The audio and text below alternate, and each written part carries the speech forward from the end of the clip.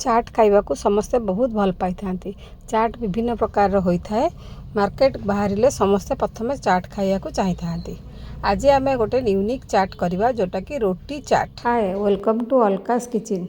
आसंते गोटे unique recipe शिखा करने आम गोटे रुटी नहींचे आपटा फ्रेश रुटी नहीं पारे आउ लेफ्ट ओवर रुटी भी नहीं पारे।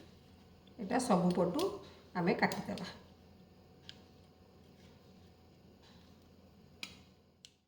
तावारे टिके बटर देकी आमे रोटी गुड़िक क्रिप्सी करिकी भाजी नबा। पट लाली हो गले ताको आमे उल्टे देवा। ये सीम रे करिवे जाद्वारा कि टिके क्रिप्सी हम। पापड़ी चाटा छणा होती यहाँ आमे सेकी दबा सीम रे। एतिकी क्रिप्सी करिकी यहाँ आमे तावारू बाहर कर दबा। आलू मसला पई गोलमरच गुंड लूण लंका गुंड चाट मसला आउ धनिया पत्र दे ताको भल करी चकटी दबा। यही आलू मिक्सचर टिके टिके आमे सबु पीस रे लगेबा। वर्तमान सबु रुटी रे आमे मसला लगे देले। गोटे आलू मझिरे दबा। ए बीटरूट को साइड रे देबे। आपण जो लेयर आमे बीटरूट दे देले तापरे आमे टिके ग्रीन चटनी दबा। वर्तमान गोटे लेयर आमे ग्रीन चटनी दे देले तापरे गाजर कोरा दबा। तापरे ये तेंतुली चटनी को गोटे लेयर दे दबा।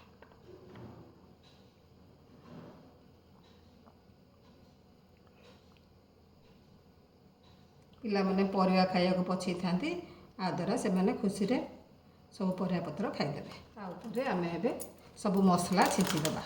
एटा लंका गुंड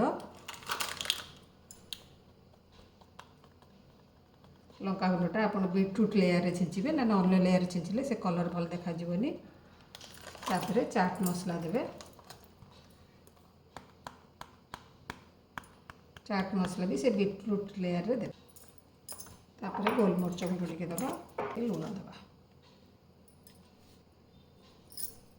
और अल्प टिके बुंदी दबा। आपण को संध्या बेला स्नैक्स टाइम रे दे पारिबे। वर्तमान प्रस्तुत हो गला आमर रोटी चाट। आपण सरू सेऊ नाइलन सेऊ ताको मध्य गार्निश कर परिबे। वर्तमान प्रस्तुत हो जाइए आमर रोटी चाट। यही रेसिपीटी आपन को भल लगे बोली आशा। जदि भल लगिला तेबे लाइक शेयर करिवे। चैनल रे नुआ थिले सब्सक्राइब करिवे। फेसबुक पेज रे थिले फॉलो करिवे। रेसिपीटी केमती लगिला मते कमेंट करी जणैबे।